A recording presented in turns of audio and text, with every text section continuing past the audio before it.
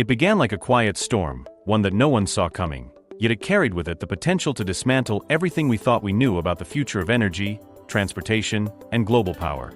In a world dominated by oil giants, electric vehicle manufacturers, and tech monopolies, the idea that a man from a small African nation could completely flip the script seemed almost laughable to those in boardrooms in Silicon Valley, Berlin, and Detroit. But as history has shown us time and time again, revolutions are rarely born in the comfort of empires. They rise from the fringes, from the shadows where innovation isn't dictated by profit margins, but by raw necessity and unrelenting belief. This is the story of Maxwell, a visionary inventor whose relentless pursuit of self-powered technology set in motion a chain of events that would shake the very foundations of the modern world. The year was marked by rapid advancements in electric vehicles, with companies like Tesla, Rivian, and BYD leading the race to dominate the EV market. Governments were throwing billions of dollars into green energy initiatives, charging infrastructure, and battery development.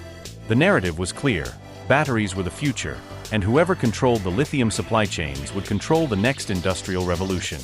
But in the shadows of this narrative, in a modest workshop thousands of miles away from Wall Street and Silicon Valley, something else was brewing, something that threatened to make all of this obsolete. It wasn't a better battery. It wasn't a faster charging system. It was something so radical, so disruptive, that most engineers who first heard of it dismissed it as fantasy, a violation of the laws of physics. A car that could power itself. No charging stations. No fuel. No plug-in. Just endless motion. At first, it sounded like the stuff of science fiction. Something out of a futuristic movie where machines ran on air. But Maxwell, the man behind this audacious concept, wasn't writing scripts for Hollywood. He was building prototypes in the real world. Tangible, functioning machines that seemed to defy everything we had accepted as truth about energy consumption. His journey wasn't glamorous. There were no flashy investor conferences, no billion-dollar IPOs, no viral social media campaigns. Instead, it was a lonely road paved with skepticism, ridicule, and at times, sheer hostility. The scientific establishment labeled him a fraud. Engineer locked behind closed doors. And yet, quietly, his prototypes worked. They didn't just work, they performed beyond expectations. These weren't a perpetual motion machine in the pseudoscientific sense. Maxwell's technology wasn't violating the laws of thermodynamics. It was exploiting principles of electromagnetic fields and resonance in ways the mainstream had failed to understand or apply. And as his small circle of confidants grew, whispers began to spread beyond the borders of his home country. Whispers that would soon turn into a roar heard around the world. The first major test happened in secrecy.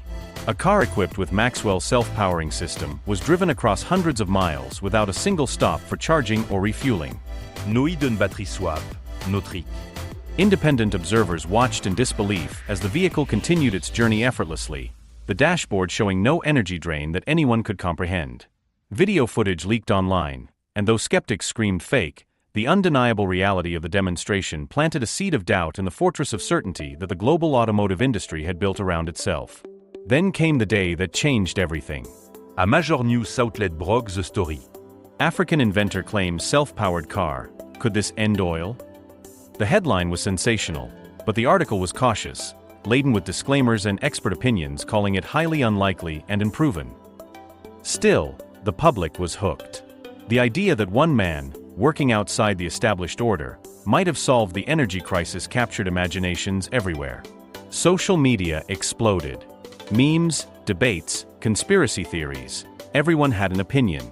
Some hailed Maxwell as the savior of humanity, the man who would free the world from the grip of oil barons and utility companies.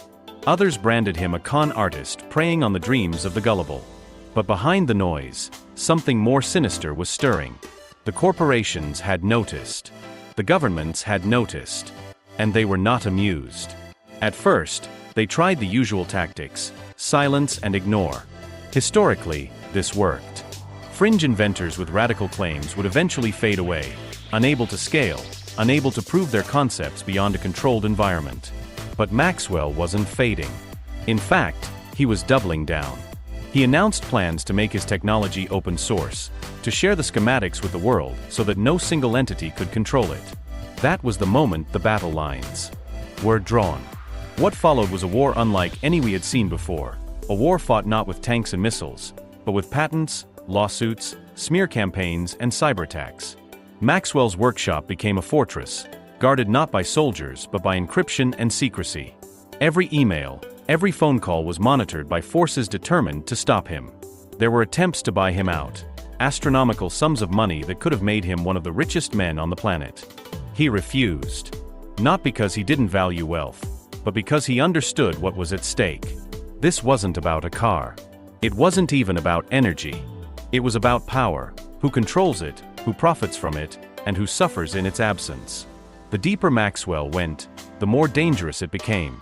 Friends advised him to flee, to hide. Anonymous warnings poured in, some subtle, others chillingly explicit. Yet he pressed on. For Maxwell, this was never just an invention. It was a mission. He had seen too many lives destroyed by poverty, too many communities trapped in darkness because they couldn't afford electricity, too many nations enslaved by the politics of oil. If his technology could change that, no price was too high. The media circus s'intensifie. Documentaries were made. Experts were paraded on talk shows, some declaring him a genius, others branding him a fraud of historic proportions. The scientific community was split down the middle.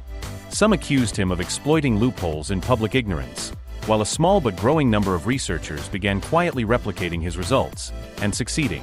That was the tipping point. When verification started trickling in from independent labs, when engineers in distant countries began posting videos of self-powered generators built using Maxwell's principles, the narrative shifted. No longer could they dismiss him as a lone crackpot. Something real was happening. And that's when the corporations moved from defense to offense. Suddenly, patents Maxwell had filed years earlier were being challenged. His bank accounts were frozen under vague allegations of financial misconduct. Anonymous leaks surfaced online painting him as unstable, dangerous, even criminal. It was a textbook playbook of character assassination, and for a time, it worked. Public opinion wavered. Investors pulled back. People who once called him a hero now whispered doubts. But Maxwell had one advantage the corporations didn't: truth. His machines worked. They worked in the real world, under real conditions, and more importantly, they were now in the hands of thousands of people across the globe. Blueprints had leaked. Videos of homemade self-powered engines flooded YouTube. Governments scrambled to regulate what they couldn't fully understand. Oil stocks plummeted overnight. Energy companies held emergency meetings as analysts warned of a disruption event that could wipe out trillions in market value. Politicians panicked, torn between appeasing their corporate donors and responding to a public that was demanding liberation from energy costs. The streets filled with protests, not against Maxwell, but against the system that had kept such technology suppressed for decades. Ordinary people saw in him a symbol, a David standing against a Goliath of corporate greed. His story became a movement, and that movement became unstoppable. Yet even as the world hailed him, Maxwell himself remained a reluctant hero. He didn't seek fame. He didn't crave adoration.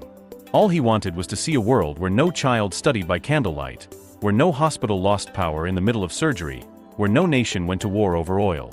His dream was simple, but its implications were earth-shattering. The battle of the future was no longer theoretical. It was here, raging in courtrooms, on trading floors, in laboratories, and in the hearts and minds of billions. And as history would record, it all began with one man, a small workshop, and an idea too powerful to be stopped.